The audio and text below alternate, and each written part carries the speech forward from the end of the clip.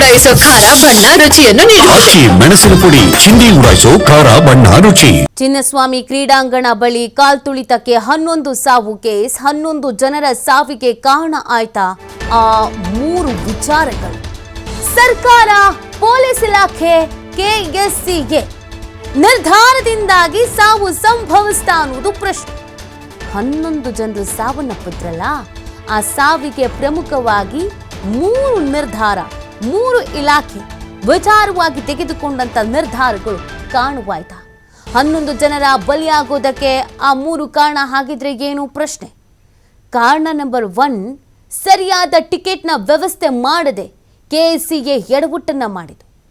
ಈ ಥರದೊಂದು ಕಾರ್ಯಕ್ರಮ ಅರೇಂಜ್ ಮಾಡ್ತಾ ಇದ್ದೀವಿ ಅಂತ ಅಂದಾಗ ಟಿಕೆಟ್ನ ವ್ಯವಸ್ಥೆ ಹೇಗೆ ಏನು ಅನ್ನೋದ್ರ ಬಗ್ಗೆ ಚರ್ಚೆ ಮಾಡಬೇಕಾಗಿತ್ತು. ಚರ್ಚಿಸಿ ಆ ನಂತರ ಕಾರ್ಯಕ್ರಮವನ್ನು ಅರೇಂಜ್ ಮಾಡಬೇಕಾಗಿತ್ತು. ಅಥವಾ ಕೆಎಸ್ಸಿಗೆ ಈ ಟಿಕೆಟ್ ವಿಚಾರವಾಗಿ ಜಾಹೀರಾತು ಕೊಡಬೇಕಾಗಿತ್ತು, ವಿಚಾರವನ್ನು ತಿಳಿಸಬೇಕಾಗಿತ್ತು, ಪಬ್ಲಿಸಿಟಿ ಮಾಡಬೇಕಾಗಿತ್ತು. ಅದನ್ನೂ ಮಾಡಲಿಲ್ಲ. ಮಧ್ಯಾಹ್ನ 3ರಿಂದ 4 ಗಂಟೆವರೆಗೂ ಟಿಕೆಟ್ ಬಗ್ಗೆ ಯಾವುದೇ ರೀತಿಯಾದಂಥ ಮಾಹಿತಿ ಇರಲಿಲ್ಲ. ಫ್ರೀ ಎಂಟ್ರಿ ಅಂತ ಸ್ಟೇಡಿಯಂ ಕಡೆ ಅಭಿಮಾನಿಗಳು ಒಮ್ಮೆಲೆ ಬಂದು ಬಿಡ್ತಾರೆ. ಸರಿಯಾದ ಪ್ಲ್ಯಾನ್ ಮಾಡದೆ ಫ್ರೀ ಟಿಕೆಟ್ ಅಂತ ಘೋಷಣೆ ಮಾಡ್ತಾರೆ. ಈ ವಿಚಾರ ಗೊಂದಲಕ್ಕೆ ಕಾರಣವಾಗತ್ತೆ. 2ನೆಯ ಕಾರಣ, ಸರಿಯಾದ ನಿರ್ಧಾರ ತೆಗೆದುಕೊಳ್ಳದೆ ಸರ್ಕಾರ ಎಡವಟ್ಟು ಮಾಡಿಕೊಂಡಿತು. ವಿಕ್ಟರಿ ಪರೇಡ್ ಬಗ್ಗೆ ಮಧ್ಯಾಹ್ನ 3 ಗಂಟೆವರೆಗೂ ಖಚಿತತೆ ಅನ್ನೋದೇ ಇರಲಿಲ್ಲ. ಭದ್ರತಾ ವೈಫಲ್ಯ ಆಗಬಹುದು ಅನ್ನೋದನ್ನು ನಿರ್ಲಕ್ಷಿಸಿ ಕಾರ್ಯಕ್ರಮವನ್ನು ಅರೇಂಜ್ ಮಾಡ್ತಾರೆ. ವಿಧಾನಸೌಧ ಕಾರ್ಯಕ್ರಮ, ರೋಡ್ ಶೋ ಬೇಡ ಅಂತ ಅಭಿಪ್ರಾಯ ಪಡ್ತಾರೆ ಹಿರಿಯ ಪೊಲೀಸ್ ಅಧಿಕಾರಿಗಳು. ಕಾರ್ಯಕ್ರಮದ ಬಗ್ಗೆ ಅಭಿಪ್ರಾಯ ಪಡ್ಕೊಳ್ತಾರೆ. ರ್ಯಾಲಿ ಬಗ್ಗೆ ಚರ್ಚಿಸೋಣ, ಮೊದಲು ವಿಧಾನಸೌಧ ಕಾರ್ಯಕ್ರಮಕ್ಕೆ ನಿರ್ಧಾರ ಮಾಡೋಣ ಅಂತ ತೀರ್ಮಾನಿಸ್ತಾರೆ. ವಿಧಾನಸೌಧ, ಚಿನ್ನಸ್ವಾಮಿ ಎರಡೂ ಕಡೆ ಕಾರ್ಯಕ್ರಮ ಹಿನ್ನೆಲೆಯಲ್ಲಿ ಜನ ಹೆಚ್ಚಾಗಿ ಬಂದ್ಬಿಡ್ತಾರೆ. ಹಾಗಾಗಿ ಎರಡೂ ಕಡೆಯಲ್ಲಿ ಕಂಟ್ರೋಲ್ ಮಾಡೋದಕ್ಕೆ, ಎರಡೂ ಕಡೆಯಲ್ಲಿ ಭದ್ರತೆಯನ್ನು ವಹಿಸುವಂಥ ನಿಟ್ಟಿನಲ್ಲಿ ಸಾಕಷ್ಟು ರೀತಿಯಾದಂಥ ಸವಾಲುಗಳು, ಅಡೆತಡೆಗಳು ಎದುರಾಗ್ಬಿಡುತ್ತೆ. ಪಕ್ಕಾ ಪ್ಲ್ಯಾನ್ ಅನ್ನೋದಿದ್ದಿದ್ರೆ ಯಾವುದೇ ಸಮಸ್ಯೆಗಳಾಗ್ತಿರ್ಲಿಲ್ಲ. ದೊಡ್ಡ ದೊಡ್ಡ ಕಾರ್ಯಕ್ರಮಗಳು ಇಲ್ಲಿ ನಡೆದಿದೆ. ಅನೇಕ ಕಾರ್ಯಕ್ರಮಗಳನ್ನು ನಡೆಸ್ಕೊಡಲಾಗಿದೆ. ದೊಡ್ಡ ದೊಡ್ಡ ಗಣ್ಯರು ಅಗಲಿದಂಥ ಸಂದರ್ಭದಲ್ಲಿಯೂ ಕೂಡ ಕಾರ್ಯಕ್ರಮಗಳನ್ನು ಬಹಳ ಅಚ್ಚುಕಟ್ಟಾಗಿ ಸರ್ಕಾರ ಮತ್ತು ಪೊಲೀಸ್ ಇಲಾಖೆ ಎರಡೂ ಜವಾಬ್ದಾರಿಯಿಂದ ನಿಭಾಯಿಸಿದೆ. ಅದು ಅಪ್ಪು ಅವರನ್ನು ಕಳ್ಕೊಂಡಾಗಿರಬಹುದು, ಅಥವಾ ಬೇರೆ ಬೇರೆ ಕಾರ್ಯಕ್ರಮಗಳು ಏನಿತ್ತು ಆ ಕಾರ್ಯಕ್ರಮಗಳನ್ನು ಅರೇಂಜ್ ಮಾಡಿದರು. ಅವತ್ತು ಇಷ್ಟೇ ಜನ ಸೇರಿದರು, ಇದಕ್ಕಿಂತ ಹೆಚ್ಚು ಸೇರಿರಬಹುದು. ಆದರೆ ಈ ಕಾರ್ಯಕ್ರಮ ಫೇಲ್ಯೂರ್ ಆಗೋದಕ್ಕೆ ಕಾರಣ ತರಾತುರಿಯಲ್ಲಿ ಪ್ಲ್ಯಾನ್ ಮಾಡ್ಕೊಂಡಿದ್ದು ಅನ್ನೋದಕ್ಕಿಂತ ಹೆಚ್ಚಾಗಿ ಪ್ಲ್ಯಾನೇ ಮಾಡದೇ ಇದ್ದಿದ್ದು. ಯಾರೋ ಸುಮ್ಮನೆ ಹೀಗೆ ಕರ್ಕೊಂಬಂದು ಹಾಕಿ ಸನ್ಮಾನ ಮಾಡಿ ಕಳಿಸೋ ಥರ ಮಾಡಿದ್ದು. ಇದು ಸಮಸ್ಯೆ ಆಯಿತು. ಕಾರಣ 3, ಸರಿಯಾದ ಬಂದೋಬಸ್ತ್ ವ್ಯವಸ್ಥೆ ಮಾಡಿಕೊಳ್ಳದೆ ಪೊಲೀಸರು ಎಡವಟ್ಟು ಮಾಡ್ಕೊಳ್ತಾರೆ.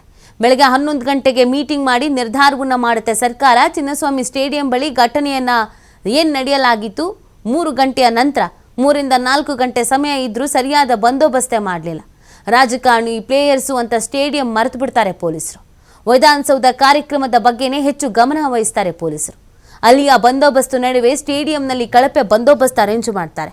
3 ಗಂಟೆ ಅಷ್ಟರಲ್ಲಿ ಸ್ಟೇಡಿಯಂಗೆ ಧಾವಿಸ್ಬಿಡ್ತಾರೆ ಸಹಸ್ರಾರು ಅಭಿಮಾನಿಗಳು. ಜನರ ನೂಕಾಟ, ತಳ್ಳಾಟ ನಡುವೆ ಅಲ್ಲಿ ಪೊಲೀಸ್ ಫೋರ್ಸ್ ಅನ್ನೋದು ಇರಲೇ ಇಲ್ಲ. ಕಡಿಮೆ ಸಿಬ್ಬಂದಿ ಇರೋದ್ರಿಂದ ಕೈ ಮೀರುತ್ತೆ, ಅಲ್ಲಿನ ಪರಿಸ್ಥಿತಿ ಕಂಟ್ರೋಲ್ ತಪ್ಪಿಡುತ್ತೆ. ನೋಡಿ, ವಿಧಾನಸೌಧದಲ್ಲಿ ಗಣ್ಯಾತಿ ಗಣ್ಯರು ಇದ್ರು. ರಾಜ್ಯಪಾಲರಿದ್ದರು, CM ಇದ್ದರು, DCM ಇದ್ದರು, ಸಚಿವರುಗಳಿದ್ದರು.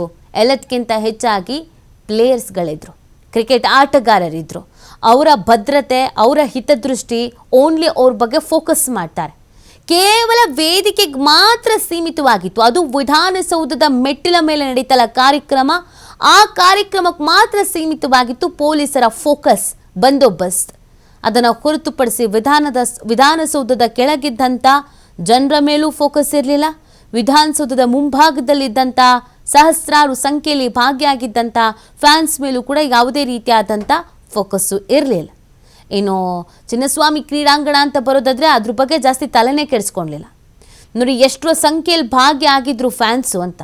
ಈ ಫ್ಯಾನ್ಸ್ ಬಗ್ಗೆ ಕಿಂಚಿತ್ತು ಯೋಚನೆಯನ್ನು ಸರ್ಕಾರನೂ ಮಾಡಲಿಲ್ಲ, ಅದರ ಜೊತೆಗೆ ಪೊಲೀಸ್ ಇಲಾಖೆನೂ ಮಾಡಲಿಲ್ಲ. ಕಾರ್ಯಕ್ರಮ ಅರೇಂಜ್ ಮಾಡಿದವರು ಕೂಡ ಮಾಡಲಿಲ್ಲ. ಈ ಈವೆಂಟ್ ಅವರು ಏನು ಪ್ಲ್ಯಾನ್ ಮಾಡ್ಕೊಂಡಿದ್ರು ಅವ್ರುಗಳು ಕೂಡ ಮಾಡಲಿಲ್ಲ.